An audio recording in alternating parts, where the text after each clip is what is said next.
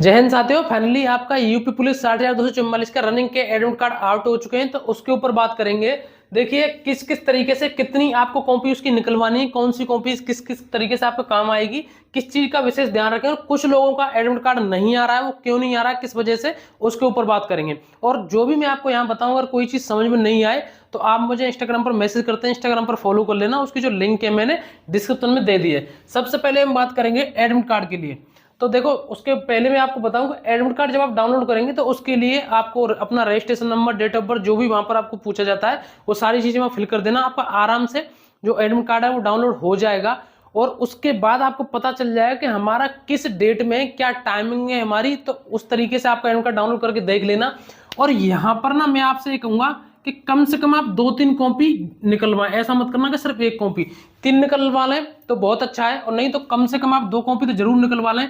क्योंकि वहां पर जो कॉपी आपकी ना ये हो, वहां जब आप एडमिट का वो जो फिजिकल देने जाएंगे तो एक कॉपी शायद आपकी वहां जमा कर लेंगे वो, इसलिए हो सकता है कोई फट जाए या कोई इधर उधर मुड़ जाए। तो इसलिए कम से कम आप 2-3 कॉपी जरूर निकलवा लेना, ठीक है।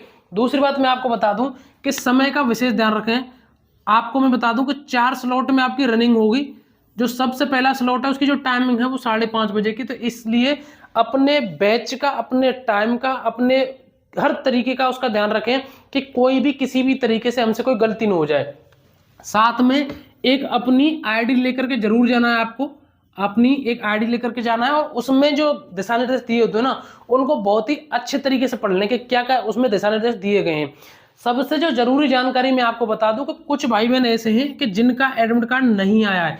वो क्यों नहीं आया, आप सभी को पता है कि 2 चरण में रनिंग होगी। सबसे जो पहले चरण की जो रनिंग के जो एडमिट कार्ड है वो 3 फरवरी से बताया था। कब से बताया था?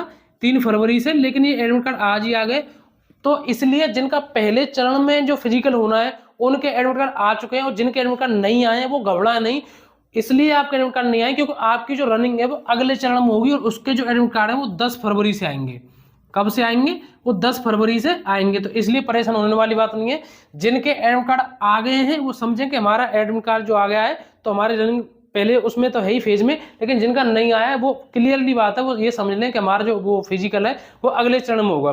दूसरी बात, अच्छे तरीके से आपको रनिंग करनी है। और एक बात और मैं बता दूं, बहुत से हो सकता है दूसरे लोगों से पूछते हैं कि भैया हम किस तरीके से रनिंग कर रहे हैं, मुझे नंगे पैर रनिंग करनी चाहिए जूता पहन के। तो कुछ ऐसे ज्ञानी लोग भी होते हैं और यूट्यूब पर भी बहुत अच्छे तरीके से आपको बता दे रहे हैं कि जूता पहन के ही रनिंग करना। कोई कह रहा है बिना जूता के रनिंग करना।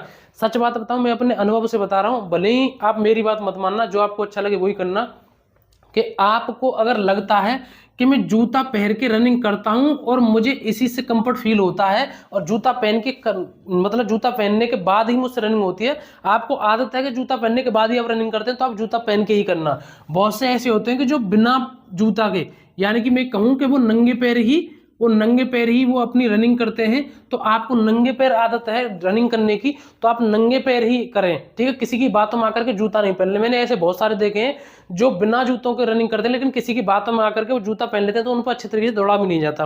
बाकी ये मैं आपको पर्सनली ये नहीं कहूंगा कि आप इसी काम को करिए जो मैं बता रहा हूँ, लेकिन मैं तो बस आपसे इतना ही कहूंगा कि अगर आप जिस तरीके से आपकी हैबिट बनी हुई है ना, आप रनिंग उसी हिसाब से करना। और भैया हाथ जोड़ कर विनती है, आप इस स्टेज पर अपनी बहुत ज्यादा मेहनत से लगातार संघर्ष के बाद पहुंचो। अब कोई ऐसी एक्टिविटी मत कर लेना कहीं ऊधमबाजी में, कहीं खेल कूद में, कहीं से कूद रहे हो, कहीं चढ़ रहे हो, कहीं कुछ कर रहे हो कि आपके कहीं से हाथ पैर में लग जाए।